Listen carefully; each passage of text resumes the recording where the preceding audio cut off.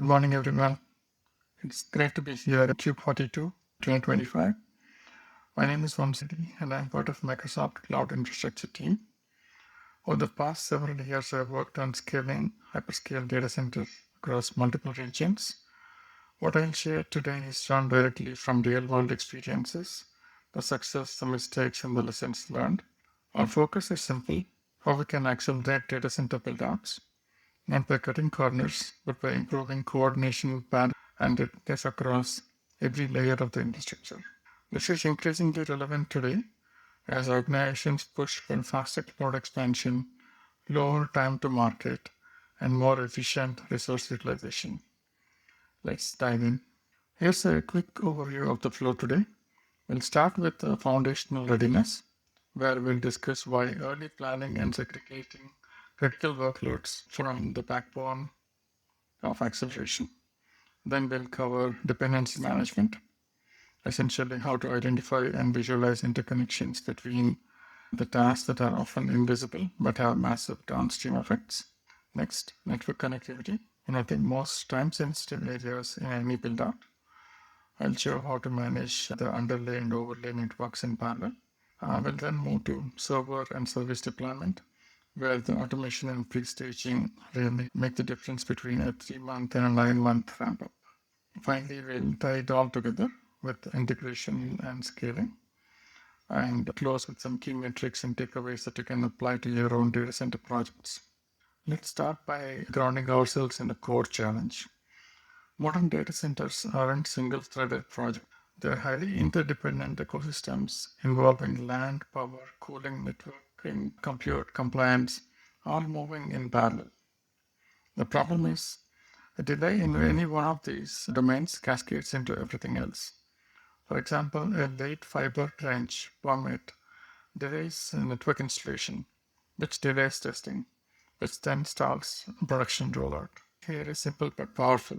We can't think linearly anymore. Acceleration requires breaking the chain of sequential dependency and moving towards parallelism. The rest of this talk will unpack how to do that exactly. Foundational readiness is where acceleration through site selection, land acquisition, and permitting, those need to start at least 18 to 24 months before your target operational date. If you are waiting for design approval before starting zoning, utility negotiations, you already lost valuable time. Physical construction, likewise, must be modular. We're seeing a shift towards designs that support phased expansion, smaller, faster deployable modules rather than single large build. And power and cooling shouldn't be afterthoughts. They should be parallel. Teams working on utility agreements, backup systems, and redundancy planning should operate independently but synchronously.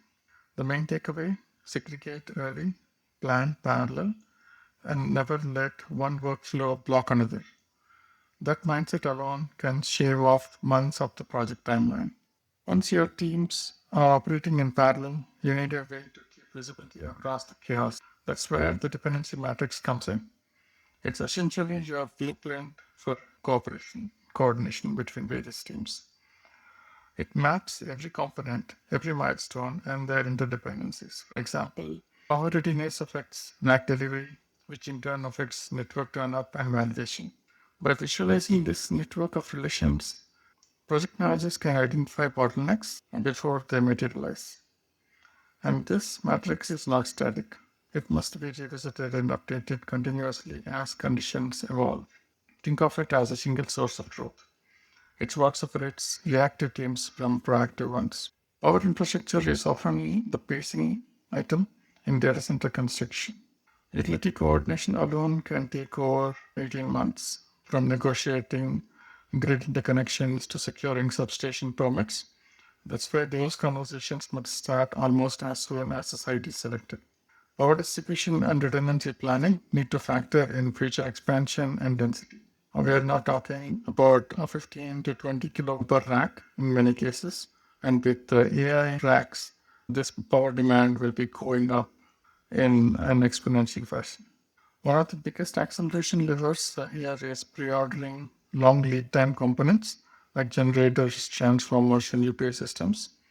even before final electrical design is locked down. Yes, it's a calculated risk, but the alternative is waiting months for delivery and losing your schedule buffer. Slight over-provisioning cost is far cheaper than a 6-month delay. Network readiness is another critical bottleneck. Fiber installation alone can take 6 to 12 months, and peering agreements of right-of-way permits can drag that even longer. So, network design and external carrier engagement must begin at the same time as land and power planning, not after. Assess existing fiber infrastructure before final site selection. This can be the difference between a 1 year, 2 year build out. Also consider alternative models like dark fiber or IRUs can bring you flexibility and time. Remember, connectivity delays are preventable if addressed early. Network build out doesn't have to wait for construction completion. While the building is going up, design and vendor selection can happen in parallel. Network design can be based on different stages. They can be on different architectures like a glass fabric, leaf spine architecture, but it should be validated and a modular system designed to scale. Modules can be built in parallel, and this parallelism ensures that network readiness aligns with physical completion and we can compress the schedule timelines. Traditionally, teams waited for the data center to be complete before installing servers. That's slow and inefficient. Instead, pre-stage and validate servers offsite, ship ready to deploy racks, and use automation to configure the racks. This transformation basically brings in the deployment timeline from months to weeks, which is an enormous efficiency gain. Acceleration continues at the software layer. With infrastructure as code, all configurations, network, storage, compute, are defined programmatically, versioned and tested through the CI/CD pipelines. Containerization abstracts services from hardware dependencies, allowing deployment and development in parallel tracks. Then comes automated testing, thousands of checks across clusters to ensure everything behaves predictably at scale. Finally, progressive rollouts, canary releases and stage deployments allow services to go live in small, controlled phases. The net effect?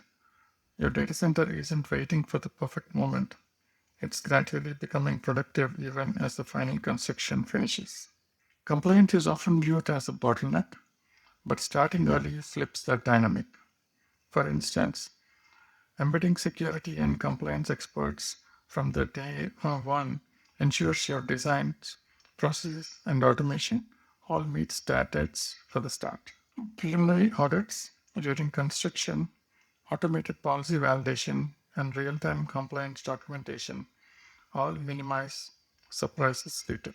Early compliance equals faster, safer go-lives. The traditional commissioning is sequential and slow. The fast track approach performs component level testing during installation. Multiple teams can work in commissioning different availability zones in parallel, and independent modular sections of the data center can be handed off progressively. This method reduces post-construction testing from months to mere weeks, accelerating time to service availability. Integration is where acceleration becomes real.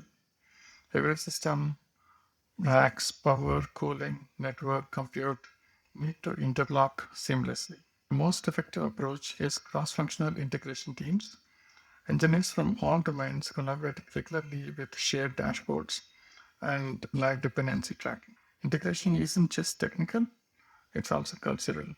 When every team shares ownership for readiness, you eliminate silos. A clearly defined handoff and testing process ensures smooth transitions into operations. Measuring acceleration is crucial for continuous deployment and improvement. Tracking metrics like overall project duration, time to production can showcase the time-based acceleration improvements. ROI acceleration shows how data center starts generating value. Percentage of parallel execution shows the efficiencies of our acceleration strategy.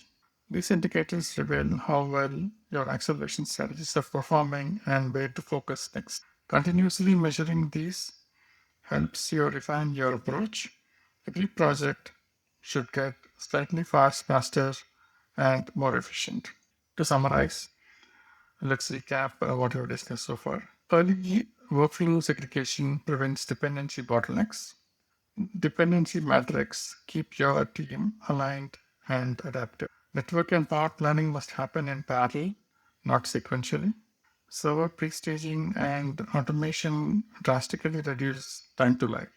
Compliance and commissioning, when done early, accelerate instead of delay. So these are our key learnings. So for your next project, audit your workflows, identify your top bottlenecks, and establish parallel execution paths. Hope the session is useful. Thank you for your attention. I'd be happy to discuss how these strategies can be applied to your environment. Thanks and have a great day.